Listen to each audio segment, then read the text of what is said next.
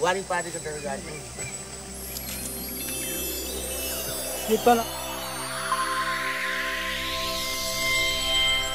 कस्तो भइरहेछ दाजु अहिले खनाइमा? खनाइ राम्रो छ नि। यो हाम्रो पुल योजनामा के गर्ने त चाहिँ? अब यहाँ एकछिनमा झम्पाले हान्नु पर्ने छ म काम पो गर्छु त। अरे नि गर्नु पर्छ।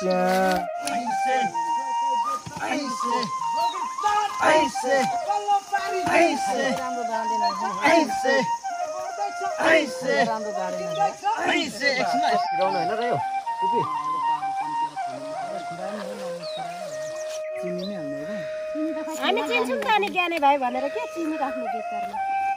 सिडी फुटेको थाहा छैन। यहाँ बाँस फुटिरहेछ यहाँनिर। माथिको फुटेछ नि।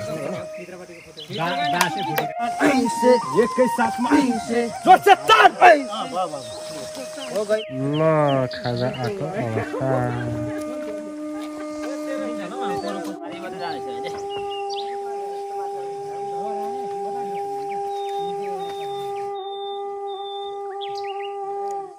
लगभग धेरै सजिलो हुने भएको छ। बाटो पनि सानो गोरेटो बनाइएको छ।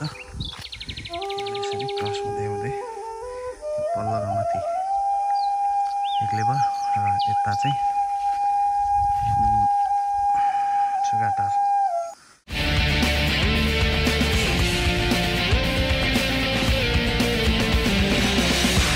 भनेको चाहिँ यो चढाएको जग्गाले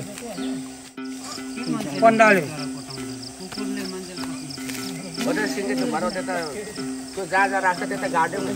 अब तीनटा छ दुईटा छ। अब त वारीपारीको त गाडी चित्त नलो गाउँ पुग्दो मैले भनिहालेँ नि पुग्दो चाहिँ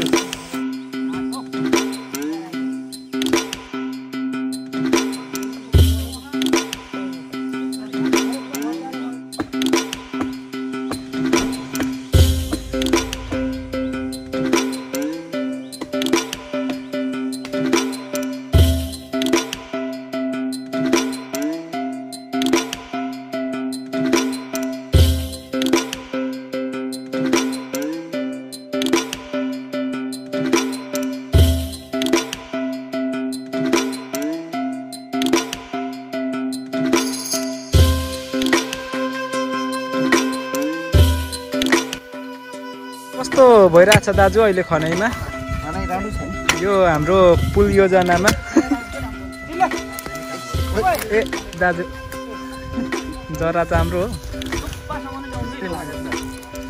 यहाँबाट पारी यहाँ देख्दैन यहाँ म पनि छु। त के गर्ने त चाहिँ? अब यहाँ एकछिनमा झम्पाले हान्नु पर्ने छ म पनि। यो चाहिँ के को लागि झम्पल हान्दै गरेको यस्तो? यो चाहिँ अब पुलको लागि भन्छ भन्नेले है, तर मलाई त्यो थाहा छैन। काम पो गर्छु त। अरे नि गर्नु पर्छ।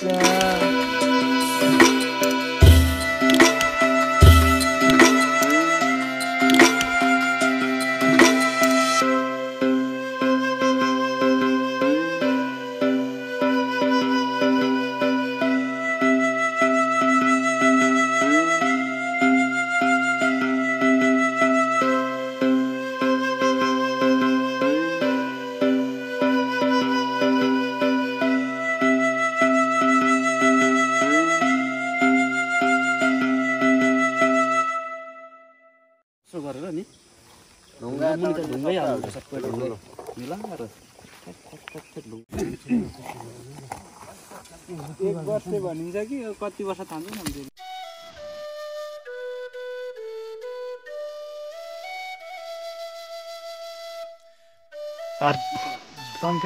तन्काउने कार्यक्रम सुरु। लगभग भोलिसम्म काँडा छ त्यहाँ त। Of all the money that e'er I spent it in good company, and of all the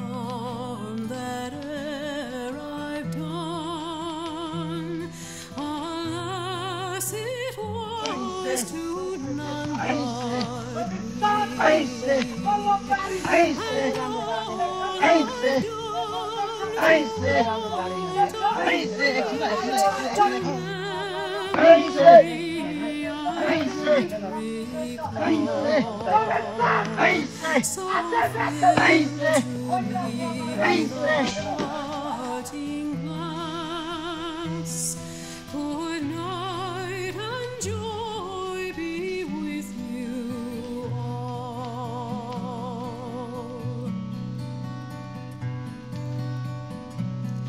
If I had money enough to spend and leisure time to sit a while, there is a fair lady in this town who sorely has my heart beguiled.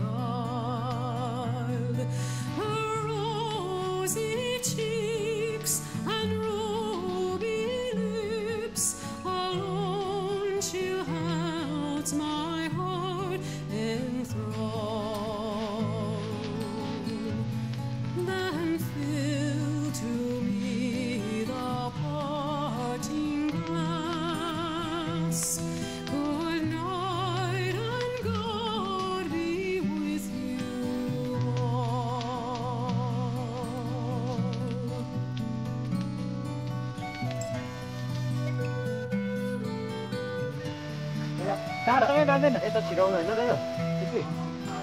यो चाहिँ खाजा आएको अवस्था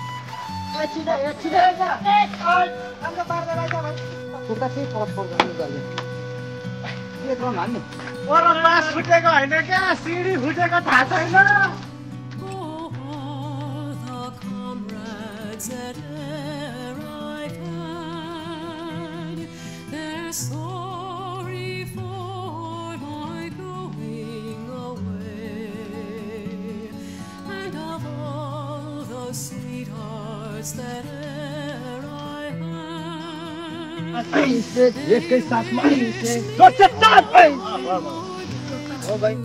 stay.